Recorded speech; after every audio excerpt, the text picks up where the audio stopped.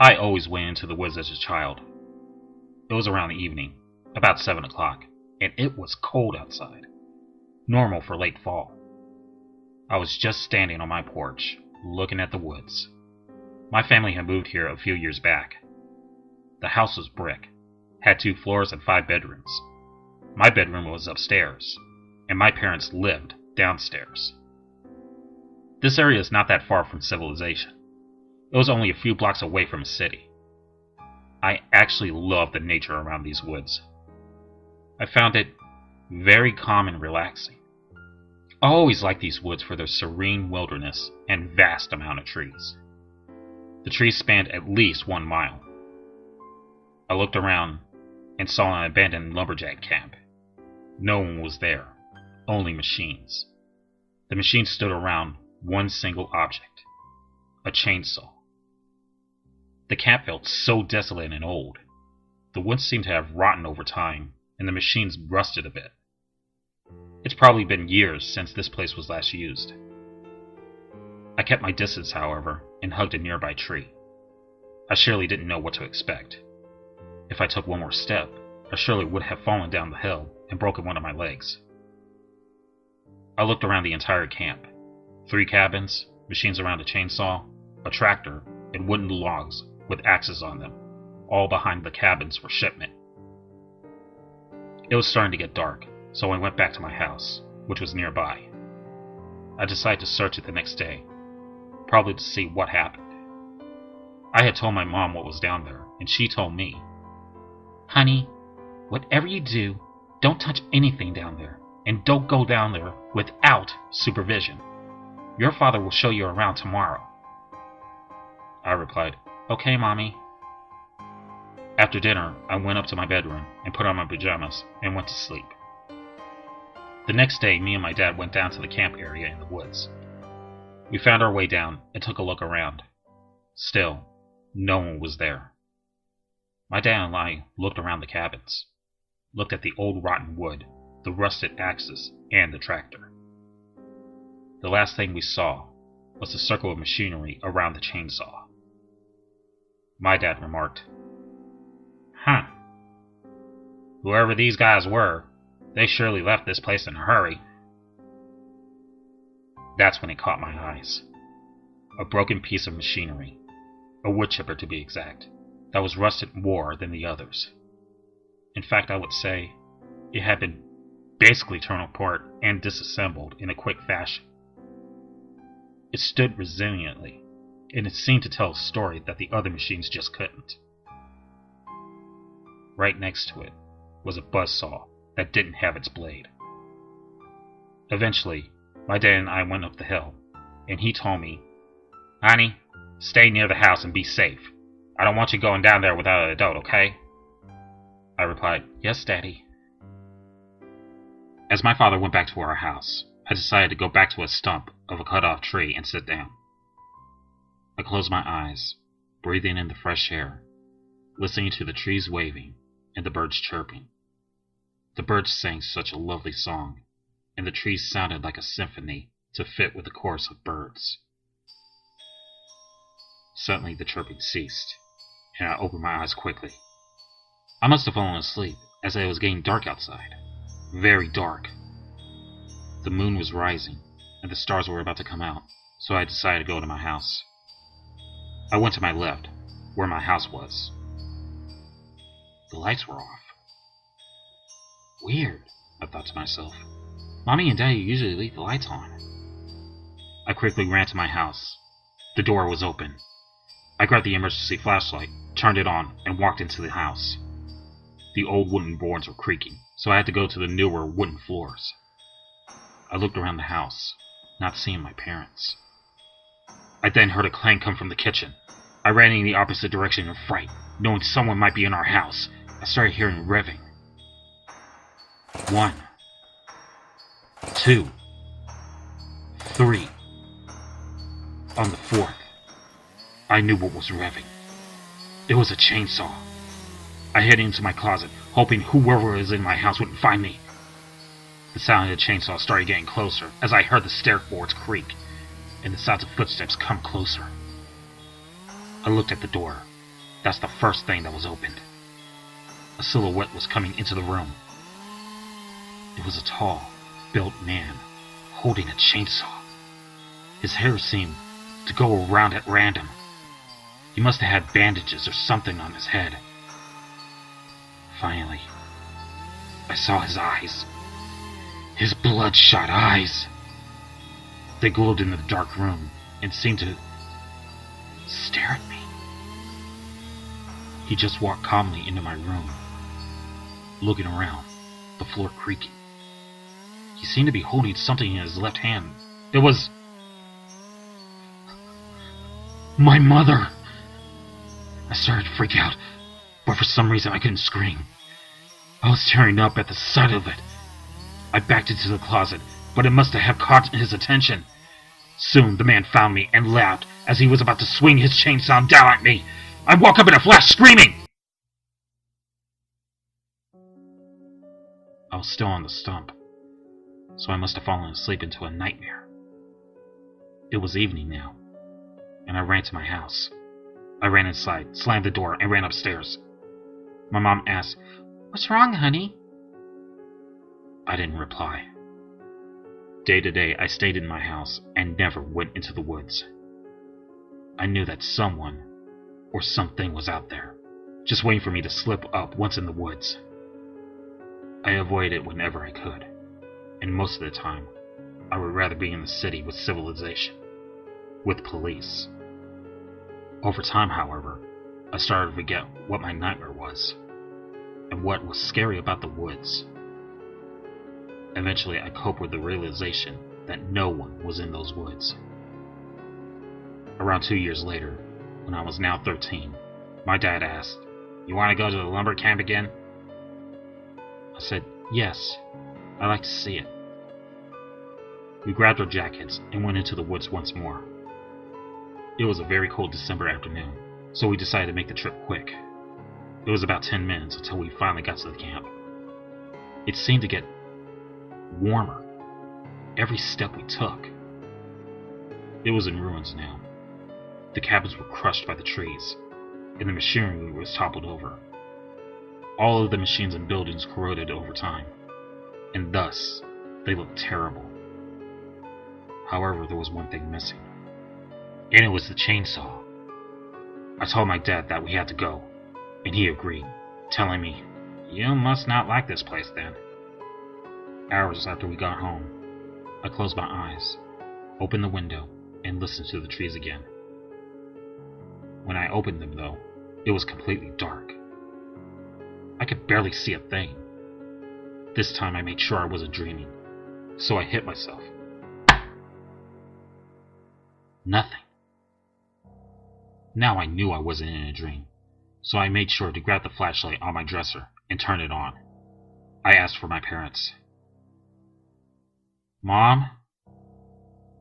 Dad? Are you here?" No response. I looked around my house. Nothing was in shambles, so I slowly went down to look for the lights. I switched the lights, but they wouldn't come on. Now the only source of light is now my flashlight. Slowly I walked down the stairs to make sure no one was inside. The door was shut, and in fact, locked. No one must have gotten inside by now. It was impossible.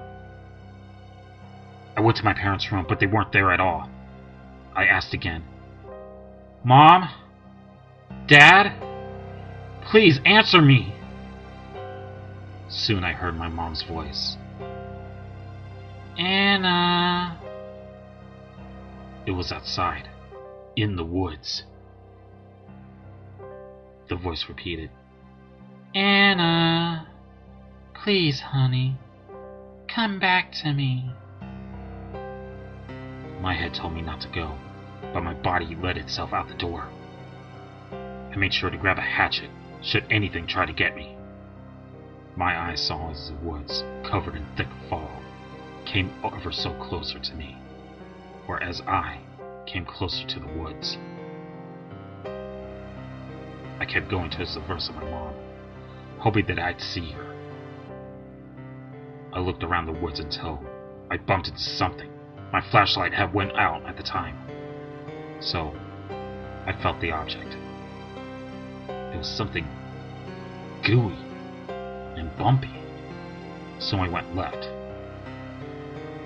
It felt cold. I had my flashlight to turn it on. I looked at the object and it was my mother. She was standing in front of me like a statue, completely void of a soul. Her eyes were nothing but white, and blood had frozen as it trickled down her legs. Her head was pointing towards the right, so reluctantly, I went to my right. As I looked around the woods, I finally found my father with the same eyes and stance. His body was pointing to the camp. I decided to face whatever is there head on and went down to the camp slowly. I looked around the camp. The desolate area was warmer than usual, but still void of life. The trees seemed to surround me at this point, and the sky seemed to turn red, which is unusual for a new moon.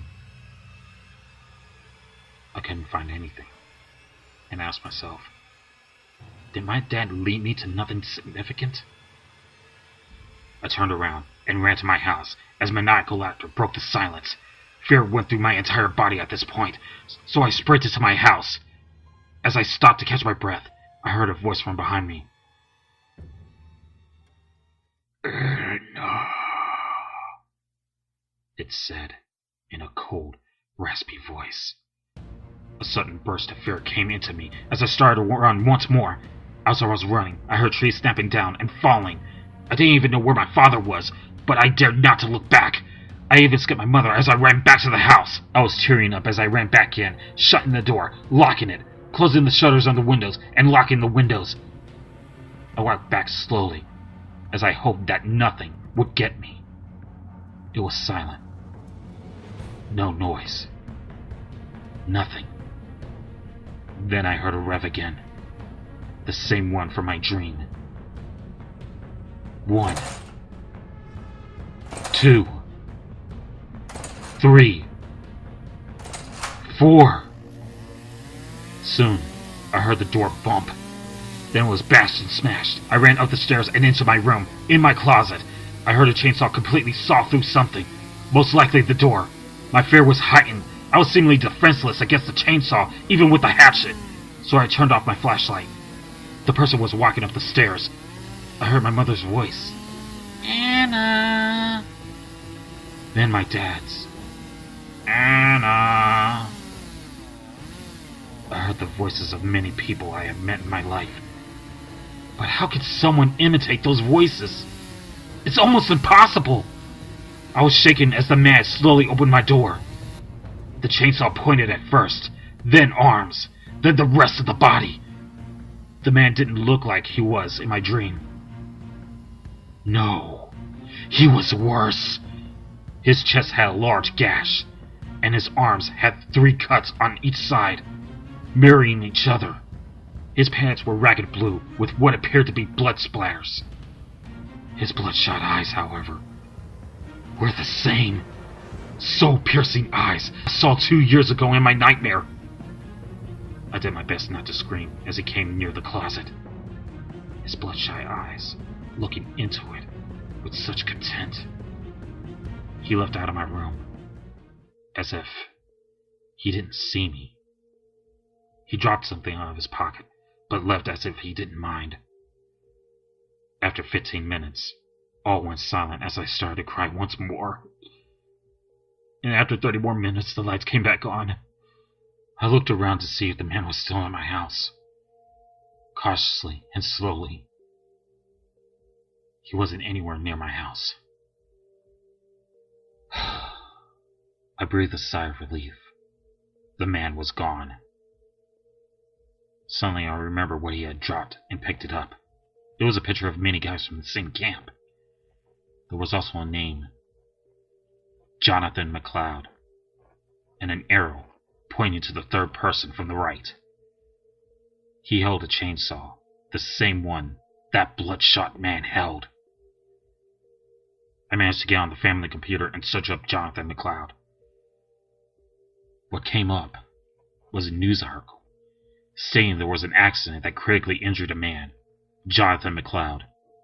It was reported that a malfunction with one of the machinery, specifically the saws, caused acidic content splashed into his face, causing him to flail around and scream violently.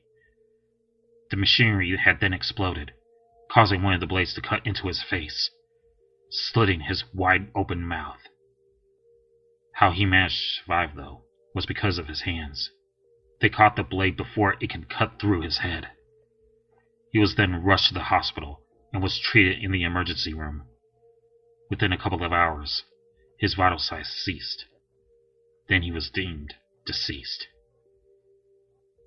It kept like that for 2 hours. Life, death, life, death. It was after the 16th time he finally succumbed to his injuries and passed away. "He shouldn't be in my house. He's dead," I said. I called the police, who investigated the whereabouts of my parents and the man.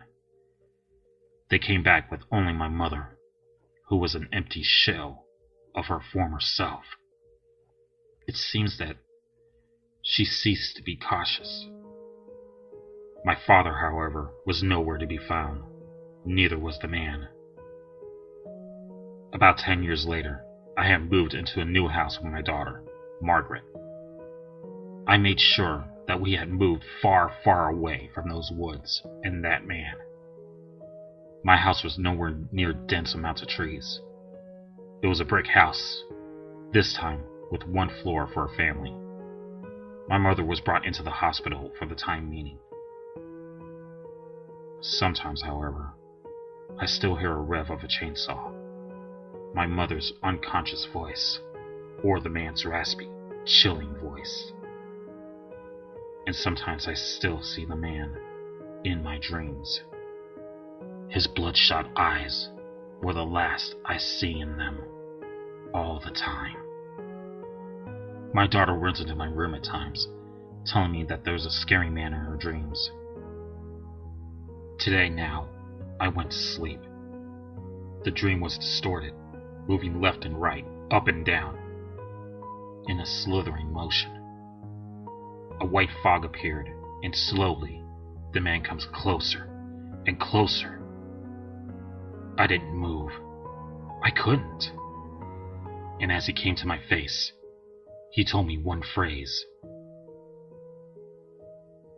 "Do not be afraid." I woke up at 7 o'clock once again, next to my sleeping daughter. A note sat in her hand, with the name Bloodshot on it. "I'm still here." An image was behind the note.